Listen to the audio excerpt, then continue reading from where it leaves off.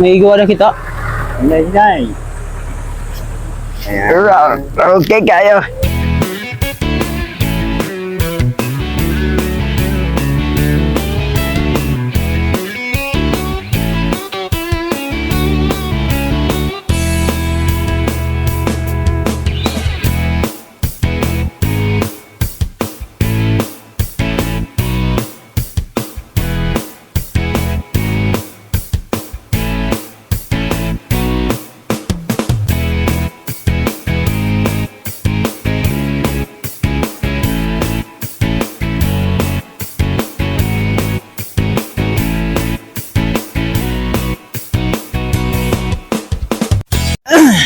Yes. Good morning. So mga Igso, nandito kami ngayon. Pupunta sa barangay, ano to? Lakong, kay Ate Marites.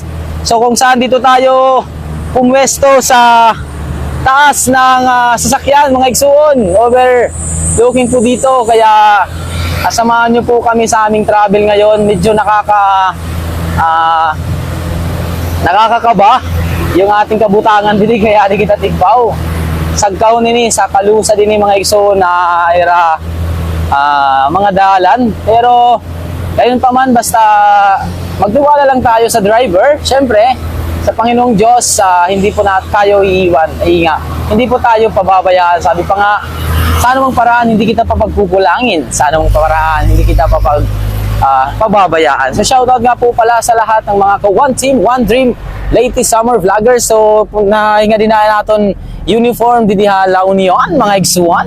So naka-dual camera po tayo para makita nyo po yung daanan, at the same time yung ating mukha na 4 days na palaging puyat, palaging pagod, pero at least ganyan talaga kapag tayo nagbabakasyon. So expect the unexpected. So palagi dapat natin sulitin yung mga panahon o mga oras na nandito tayo, kasi hindi palagi nandito nakakapunta tayo dito dahil malayo, sobrang layo. So katabi natin pala yung kapatid ni Amahan Martin. So nandito yung kanyang kapatid. So ilang taon ka na, Kuya? Tay? 69. So ikaw, magkasunod ka mo ni tatay. Oo. So si Uncle Nato, sino yung matanda sa inyo? Ako. Tapos si Uncle Nato. Ako, si tatay mo. Si tatay. Nato.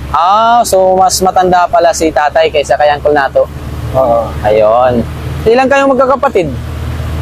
Ito. 7. May galaan. So ito. Pero tatlo kami lang natira. Kamunalaw. Ganyan talaga mga Igso nung kuhan. So kaya habang tayo ay may lakas pa at may pagkakataon na pumunta o makabakasyon, so wag po natin yan ipagkait, kasi hindi lahat ng panahon tayo ay malakas. Darating yung panahon tayo ay manghihina, at doon na tayo makaka-realize na sana yung malakas pa ko, dapat pinuntahan ko to. So yung po mga Igsuan. So adi, hukul ba na ni? Hukul ba kayo, bagahin natin pa sa Galduro. Ganyan na mamay.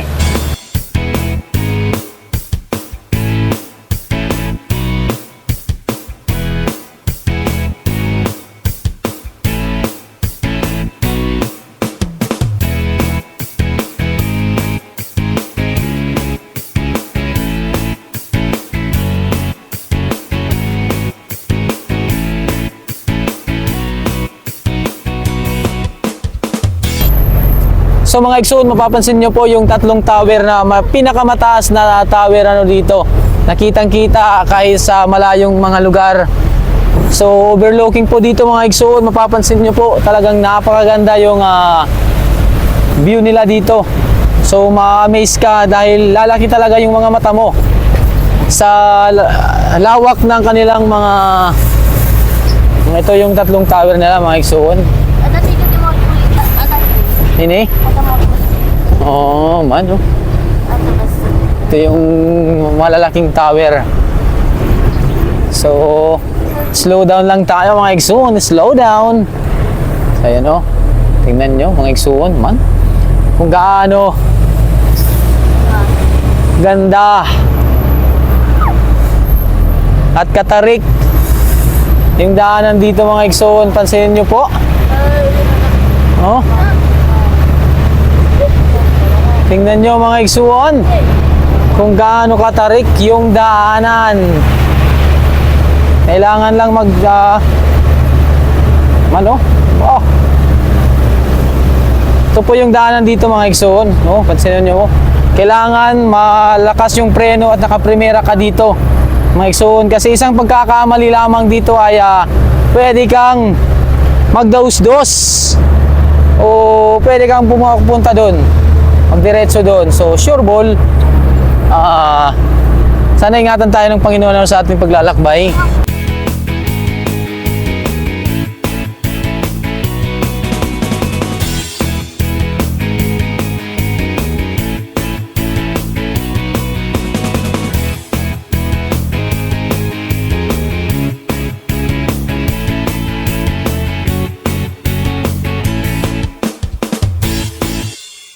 Kung gaano katarik yung daanan dito.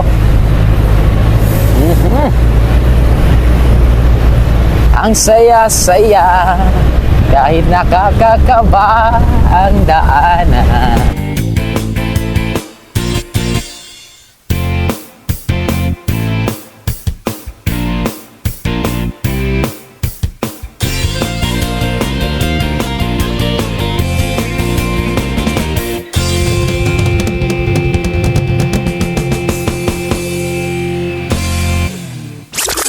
So right! Uhay! Uhay! Adios!